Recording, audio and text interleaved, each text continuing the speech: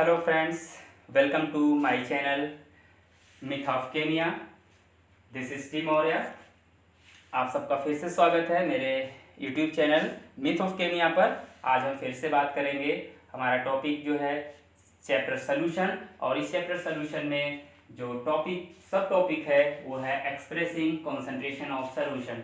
Expressing concentration of solution का मतलब है कि जो भी सोल्यूशन में सॉल्यूट और सॉल्वेंट प्रेजेंट होते हैं उनके क्वांटिटी को हम कितने तरीके से या किस तरीके से रिप्रेजेंट कर सकते हैं, इसी को सिंपल टर्म्स में हम कहते हैं expressing concentration of solutions. Okay friend, तो वीडियो शुरू करने से पहले मेरी रिक्वेस्ट है आपसे कि फिर से जिन्होंने आज पहली बार मेरे वीडियो को या मेरे चैनल को देख रहे हैं वो मेरे चैनल को सब्सक्राइब कर लें, शेयर कर लें और लाइक भी करें। कमेंट्स बॉक्स में कमेंट्स को भी दें कि क्या और वो हमसे एक्सपेक्टेशन करते हैं कि और वीडियो को कैसे ज़्यादा और इफेक्टिव बनाया जा सके।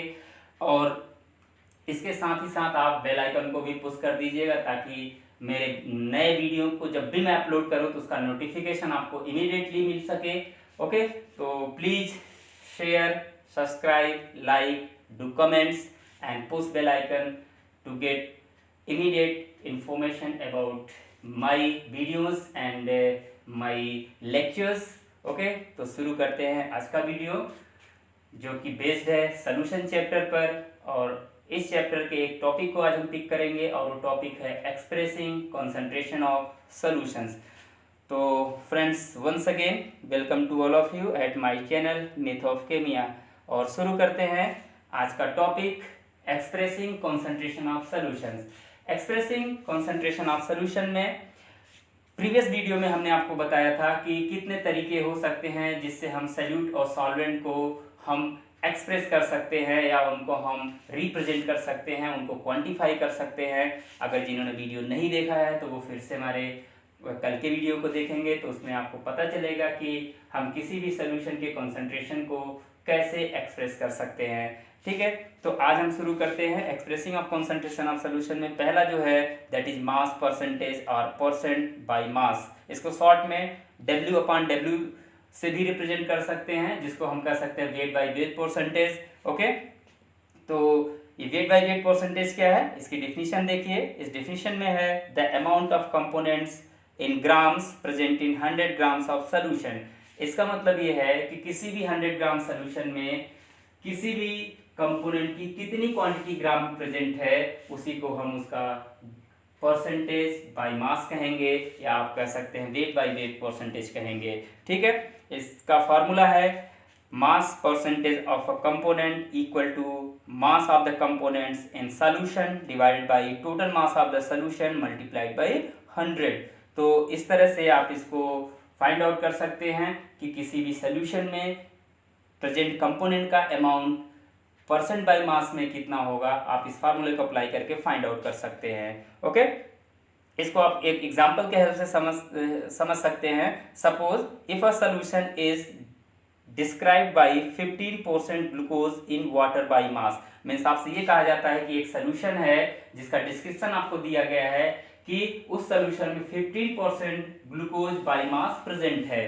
तो आप इसको कैसे एक्सप्लेन करेंगे, आप इसको एक्सप्लेन इस तरह से करेंगे कि 15 gram glucose is dissolve in 85 gram of water resulting in 100 gram of solution. Means 15 gram sugar और glucose plus 85 gram of water equal कितना हो जाएगा, 100 ग्राम। तो इससे आप कहेंगे कि इस सोल्यूशन का जो परसेंटेज बाय मास है दिस इज द 15%। आप इसको अकॉर्डिंग टू फार्मूला अगर आप इसको देखना चाहेंगे तो आप लिख सकते हैं percentage of solute equal to amount of solute in gram divided by total amount of solution in gram multiplied by 100। तो जैसा कि आप देख रहे हैं कि 15% है।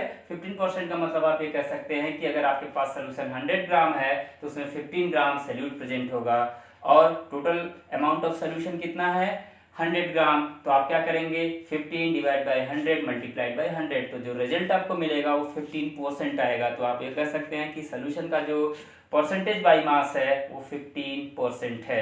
ओके, तो ये तो था एग्जांपल जिससे आप किसी भी सॉल्यूशन को उसके मास बाय परसेंटेज को कैलकुलेट कर सकते हैं। ठीक है, अगली बात आती है कि क्या एप्लीकेशन है इस तरह के एक्सप्रेसिंग कॉन्सेंट्रेशन ऑफ सोल्यूशन का, या मास परसेंटेज और परसेंट बाय मास का। तो इसका सबसे ज़्यादा इंपॉर्टेंट इंडस्ट्रीज में होती है, जहाँ पर केमिकल्स जो होते हैं जब वो सॉलिड फॉर्म में होते हैं उनको मिक्स करके नया केमिकल्स बनाया जाता है, तो कितने अमाउंट में कौन से केमिकल को मिक्स करना है। स्पेशली जैसे मार्केट्स में सपोज हॉर्लिक्स आते हैं, तो हॉर्लिक्स के जो कंटेंट्स होते हैं वो कंटेंट्स आपको सॉलिड फॉर्म में मिलते हैं। इन टोटल जो हॉर्लिक्स होता है वो आपको सॉलिड फॉर्म में मिलता है, तो उसमें उसके इंग्रेडिएंट मेंशन होते हैं और वो इंग्रेडिएंट्स जो होते हैं वो ग्राम में होते हैं, ठीक है। तो हर सब्सटेंस का जो अमाउंट होता है वो ग्राम में मेंशन होता है, तो आप उसके परसेंटेज को फाइंड आउट कर सके। तो इंडस्ट्रियल लेवल पर इसका बहुत ज़्यादा इंपॉर्टेंस है, ठीक है। तमाम तरह के, वो फूड इंडस्ट्रीज हो,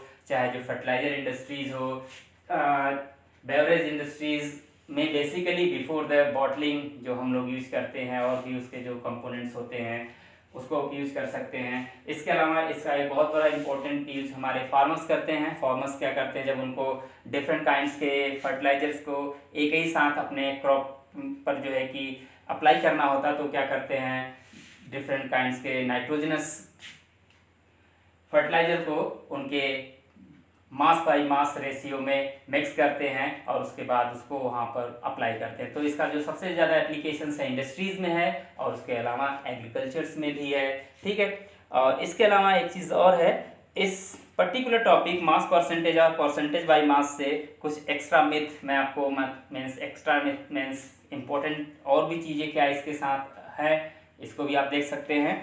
कि जैसा कि आप देख रहे हैं कि यहाँ पर एक टर्म्स हमने यूज़ किया है, मास फ्रैक्शन। मास फ्रैक्शन का मतलब mass of component divided by mass of solution. Means अगर हमें किसी भी सोल्यूशन में किसी भी कंपोनेंट का मास फ्रैक्शन फाइंड आउट करना है, तो उस पर्टिकुलर सोल्यूशन में जो कंपोनेंट प्रेजेंट है, कंपोनेंट सॉल्यूट और सॉल्वेंट, उसका क्या मास फ्रैक्शन होगा, उसको फाइंड आउट करने के लिए हम mass of that component divide by total mass of solution से अगर हम डिवाइड करेंगे तो मास फ्रैक्शन पता चल जाएगा, ठीक है। और इसको कैसे कैलकुलेट करेंगे, इसके लिए सपोज आपके पास WB ग्राम सॉल्यूट है और WA ग्राम सॉल्वेंट है, दोनों को जब मिक्स करेंगे तो हमारे पास जो टोटल सोल्यूशन का अमाउंट होगा WA प्लस WB होगा। तो आप कह सकते हैं कि टोटल अमाउंट ऑफ सोल्यूशन कितना हो गया, WA plus WB, this is the total mass of solution. और सॉल्यूट का अमाउंट आपको ऑलरेडी मेंशन किया गया है WB ग्राम और सॉल्वेंट का अमाउंट WA ग्राम। तो अगर आपको जो है कि मास फ्रैक्शन निकालना है सॉल्यूट का या सॉल्वेंट का, तो सिंपली इस फॉर्मूले को अप्लाई कर सकते हैं। तो जैसा कि आप देख रहे हैं, एक इक्वेशन आपको दिया गया है कि mass fraction of solute equal to WB upon WA plus WB। तो सिंपली आप कह सकते हैं कि mass of solute divide by mass of solution, that is called the mass fraction of solute. And mass fraction of solvent क्या होगा, तो simply आप लिख सकते हैं WA upon WA plus WB means mass of solvent divide by the mass of solution. तो इससे एक नया फार्मूला भी अराइज होता है। आप ये कह सकते हैं किसी भी सॉल्यूशन का मास परसेंटेज जो इक्वल होगा मास फ्रैक्शन मल्टीप्लाइड बाय 100। तो अगर आपको सॉल्यूट का निकालना है तो mass fraction of solute multiplied by 100, अगर आपको सॉल्वेंट को फाइंड आउट करना है तो आप लिख सकते हैं mass fraction of solvent multiplied by 100। तो ये तो बात हो गई मास परसेंटेज का। और इससे रिलेटेड जो भी न्यूमेरिकल्स होंगे हम आपको डिस्क्रिप्शन बॉक्स में नया लिंक भेज देंगे, आप उससे जो है कि क्वेश्चन को देख सकते हैं और लगा सकते हैं। अगर आपको इससे रिलेटेड और कोई प्रॉब्लम है तो आप कमेंट्स बॉक्स में आप हमें दे सकते हैं, ओके। और इसका सलूशन हम आपको नई वीडियोज में एक अलग से वीडियो बना करके सलूशन आपको सेंड कर देंगे या आप, ओके। देन नेक्स्ट पार्ट है expression of concentration of solution में। नेक्स्ट है परसेंट बाय वैल्यूम, इसको शॉर्ट में हम V अपॉन V परसेंट भी कह सकते हैं। इसकी डिफिनीशन सिमिलरली ये भी मास परसेंटेज की तरह है, बस थोड़ा सा डिफरेंस है कि वहाँ पर हम ग्राम लेते थे और यहाँ पर मिलीलीटर लेंगे, ओके। तो इसका डिफिनीशन होगा the volume of solute in ml present in 100 ml of solution, या ओके। और इसका फार्मूला होगा volume by volume percentage equal to volume of the component divide by total volume of solution multiplied by 100, okay.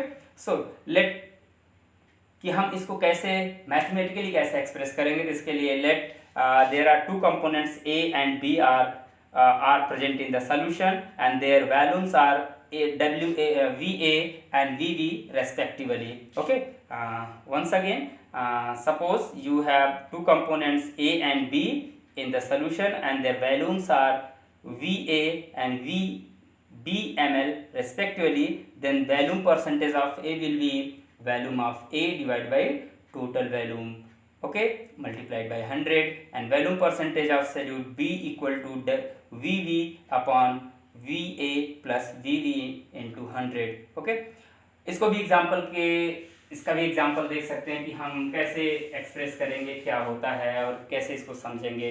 तो suppose आप किसी ने कहा आपसे कि you provided 10% ethanol solution in water, तो इसका मतलब क्या होगा? इसका मतलब ये होगा कि that solution 10 ml ethanol dissolved in 90 ml of water to make 100 ml of solution. Okay, 10% ethanol solution means 10 ml of ethanol dissolved in 90 ml of water to prepare 100 ml of solution of ethanol. इस solution को आप 10% ethanol solution या aqueous ethanol solution भी कह सकते हैं। Okay, इसका application क्या है? इसका बेसिकली एप्लीकेशन है जब हम दो लिक्विड को मिक्स करते हैं और उस लिक्विड को मिक्स करने से जो नया सोल्यूशन बनता है वहाँ पर कितना अमाउंट ml में एक कंपोनेंट का है, कितना अमाउंट दूसरे कंपोनेंट का है, इससे बनने वाले सोल्यूशन को हम लोग एक्सप्रेस करेंगे वॉल्यूम बाई वॉल्यूम परसेंटेज में, और you can say that percent by volume.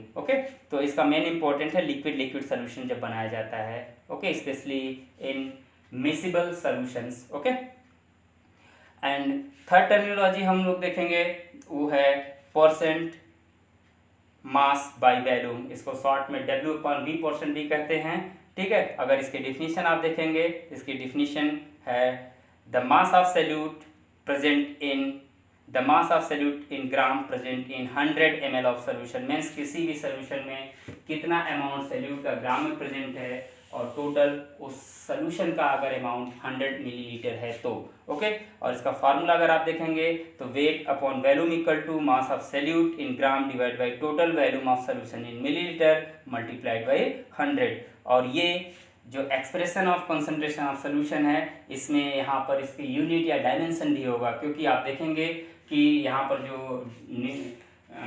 जो है न्यूमरेटर एंड डिनोमिनेटर दोनों अलग अलग है, इसलिए यहाँ पर आप यूज करेंगे ग्राम पर ml, यहाँ यूनिट होगी, जबकि इसके पहले वाले दोनों जो यूनिट थे चाहे वो परसेंट बाई मास था या परसेंट बाई वॉल्यूम था, वहाँ पर आप देखते थे कि न्यूमरेटर और डिनोमिनेटर सेम था, तो इसलिए प्रीवियस के दोनों जो एक्सप्रेसिंग कॉन्सेंट्रेशन ऑफ सोल्यूशन के वे थे वहाँ पर वो दोनों जो है कि डायमेंशन लेस है, यूनिट लेस थे। लेकिन यहाँ पर आप देखेंगे कि परसेंट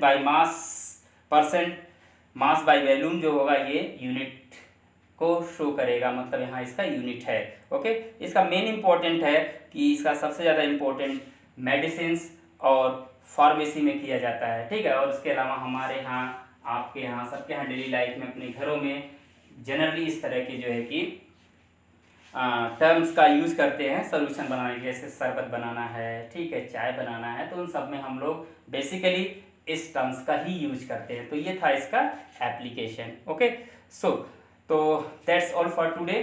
तो प्लीज़ मेरे वीडियो को शेयर करिए, लाइक करिए और सब्सक्राइब करिए, और अगर आपको इससे रिलेटेड कोई प्रॉब्लम है तो आप मेरे कमेंट्स बॉक्स में दे सकते हैं और उसका मैं सलूशन आपको एक नया वीडियो बना के सेंड करूंगा। और बेसिकली इन नेक्स्ट वीडियो में मैं इन टॉपिक के कुछ न्यूमेरिकल्स भी सॉल्व करूंगा आपके लिए। Okay, thanks.